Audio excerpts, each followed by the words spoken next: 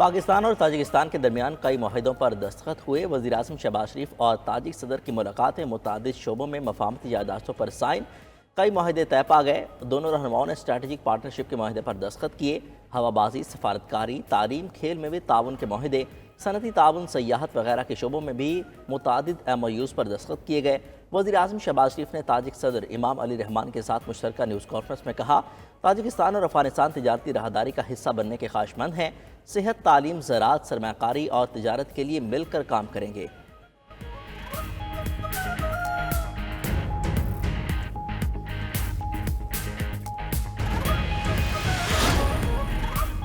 اقوام متحدہ کی سربراہی میں افغانستان سے متعلق قطر میں 2 روزہ کانفرنس اختتام پذیر۔ افغان اور پاکستانی وفود کی قطر کے دارالحکومت دوحہ میں ملاقات ہوئی۔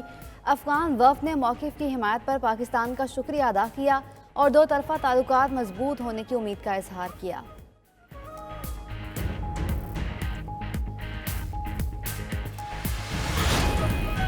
امریکہ اور پاکستان کے درمیان سیکیورٹی تعاون جاری ہے۔ ترجمان Pentagon major general Patrick Roger نے کہا، پاکستان کے ساتھ انسداد دہشت گردی پر مل کر کام کرنے کے لیے طویل تاریخ ہے۔ پاکستان کے ساتھ گزشتہ بات چیت میں زیادہ تر توجہ انسداد دہشت گردی پر مرکوز تھی۔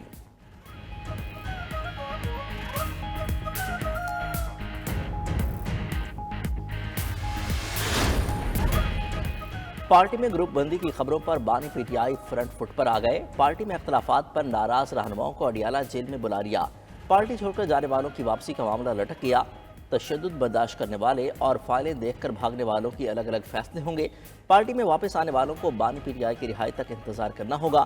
بانی PTI کا پارٹی میں کوئی فارورڈ بلاک نہ ہونے پر اطمینان کا اظہار۔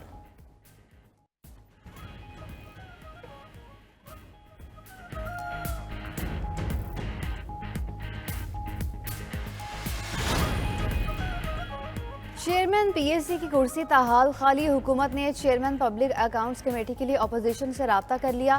مسلم لیگ نون کے چیف وہیب طارق فضل چودھری کا اپوزیشن لیڈر عمر ایوب کو خط۔ چیئرمین PSC کے لیے اپوزیشن سے 4 نام مانگ لیے۔ خط میں کہا گیا ہے کہ اس عہدے کے لیے سینئر اور تجزیہ کار لوگوں کے نام دیے جائیں گے۔ باہمی رضامندی سے دیے گئے ناموں میں سے چیئرمین PSC کا تقرر کیا جائے گا۔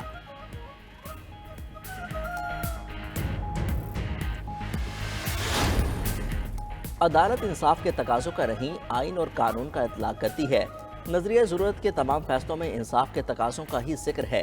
جب کچھ ٹھوس مواد نہ ملے تو انصاف کی اپنی مرضی کی تشریح کی جاتی ہے۔ چیف جسٹس قاضی فائزہ کی مخصوص نشستوں کے کیس میں ریمارکس۔ جسٹس اطہر من اللہ نے کہا، کیا آپ چاہتے ہیں ہم نظریہ ضرورت کو دوبارہ زندہ کر دیں؟ یہ ثابت ہو چکا ہے کہ الیکشن کمیشن نے عدالتی فیصلے کی غلط تشریح کی۔ کیا عدالت آئین کی سنگین خلاف ورزی کی توثیق کر دے؟ کیا کمرے میں موجود ہاتھی کو نظر انداز کیا جا سکتا ہے؟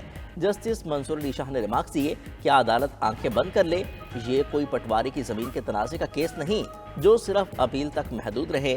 کیس کی مزید سماعت 9 جولائی تک ملتوی کر دی گئی۔ 190 ملین پاؤنڈ کیس میں بشریٰ بی بی کی ضمانت قبل از گرفتاری منظور۔ احتساب عدالت میں ڈپٹی پروسیکیوٹر نیب نے کہا، بشریٰ بی بی کی گرفتاری مطلوب ہے، نہ ہی ان کے وارنٹ گرفتاری جاری ہوئے۔ عدالت نے ضمانت منظور کرتے ہوئے درخواست نمٹا دی۔ سابق خاتون اول کا کہنا ہے، ملک پر فراڈیوں اور چوروں کی حکومت ہے۔ موجودہ حکومت ملک اور فوج کی بدنامی کا باعث ہے۔ ان کا ہر بندہ شیطان ہے۔ ادھر اسلام آباد کی ڈسٹرکٹ اینڈ سیشن کورٹ میں عدت میں نکاح کیس کی سماعت۔ جج افضل مجوکا نے کہا، 8 جولائی تک ہر صورت سزا کے خلاف اپیلوں کا کیس ختم کرنا ہے۔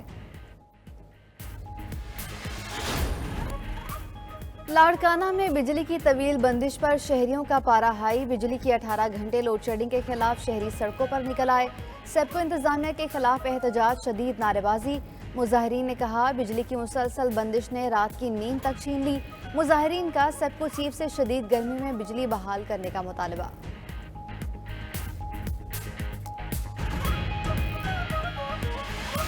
عوام کی دہائی، مار گئی مہنگائی۔ 92 نیوز عوام کی آواز بن گیا۔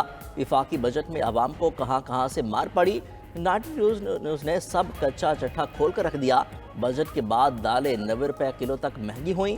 دال چنا سب سے زیادہ 90 روپے اضافے سے 350 روپے فی کلو ہو گئی۔ 40 روپے اضافے سے دال ماش کی قیمت 600 روپے فی کلو مقرر۔ ثابت مزور 300 کے بجائے 320 روپے کلو میں دستیاب۔ بجٹ میں خام مال پر سیل ٹیکس لگنے سے ادویات کی قیمتوں میں بھی اضافہ ہو گیا۔ اسٹیشنری کی قیمت میں بھی 20% تک اضافہ ہوا۔ بچوں کے لیے اسٹیشنری خریدنے آئے والدین قیمتیں سن کر ہی پریشان ہو گئے۔ اسلام آباد داخلے سے روکا گیا تو پلان بی اور سی موجود ہے۔ اسلام آباد جلاؤ گھراؤ کے لیے نہیں اپنا حق لینے جا رہے ہیں۔ امیر جماعت اسلامی حافظ نعیم الرحمان کی لاہور میں میڈیا سے گفتگو۔ کہا وزیر اعظم قوم کو ریلیف دیں اس سے پہلے کہ قوم بکھر جائے۔ مولانا فضل الرحمان کہتے ہیں دوبارہ الیکشن کراؤ تاکہ نئے الیکشن پر نئی ڈیل ہو۔ جب فارم 45 موجود ہے تو کیوں الیکشن کروائیں؟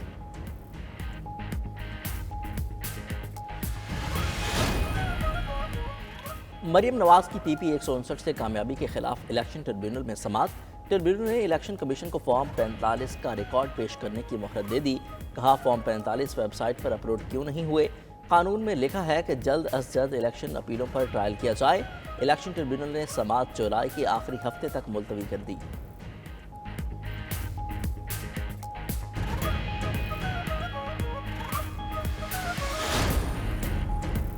جوڈیشل کمیشن نے جسٹس عالیہ نیلم کو chief justice Lahore high court مقرر کرنے کی منظوری دے دی۔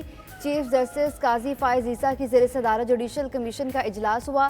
جسٹس عالیہ نیلم کے نام کی منظوری متفقہ طور پر دی گئی ہے۔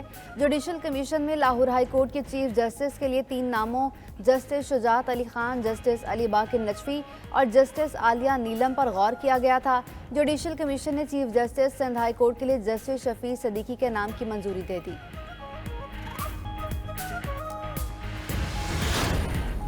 فوجی عدالتوں میں سویلنس کے ٹرائل کے خلاف انٹرا کورٹ اپیلیں سماعت کے لیے مقرر۔ سپریم کورٹ کا 7 رکنی بینچ 8 جولائی کو انٹرا کورٹ اپیلوں پر سماعت کرے گا۔ جسٹس امین الدین خان بینچ کے سربراہ مقرر۔ جسٹس محمد علی مظہر، جسٹس حسن اظہر رضوی بینچ میں شامل۔ جسٹس شاہد وحید، جسٹس عرفان سعادت خان بینچ کا حصہ ہیں۔ جسٹس شاہد بلال بھی 7 رکنی بینچ میں شامل ہیں۔ سپریم کورٹ نے الیکشن ٹریبیونلز کی تشکیل کے معاملے پر 5 رکنی لارجر بینچ بھی بنا دیا۔ کیس کی سماعت کل ہوگی۔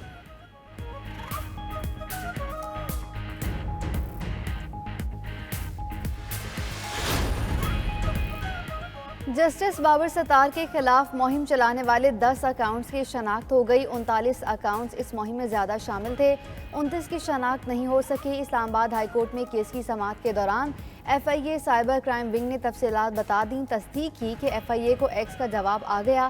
مختلف ہیش ٹیگز چلانے والے 5 اکاؤنٹس کی شناخت ہوئی۔ آزاد کشمیر کے شہری کے اکاؤنٹ سے یہ ہیش ٹیگ شروع ہوا۔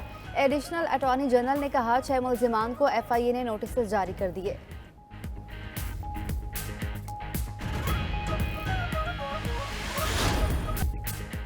اور برصغیر پاک و ہند کے عظیم صوفی بزرگ حضرت بابا فرید الدین مسعود گنج شکر رحمۃ اللہ علیہ کے 782ویں سالانہ عرس کا آغاز۔ 15 روزہ عرس کی تقریبات میں شرکت کے لیے ملک بھر سے زائرین کی پاک پتن آمد کا سلسلہ جاری۔ قوالوں نے صوفیانہ کلام سے سماں باندھ دیا۔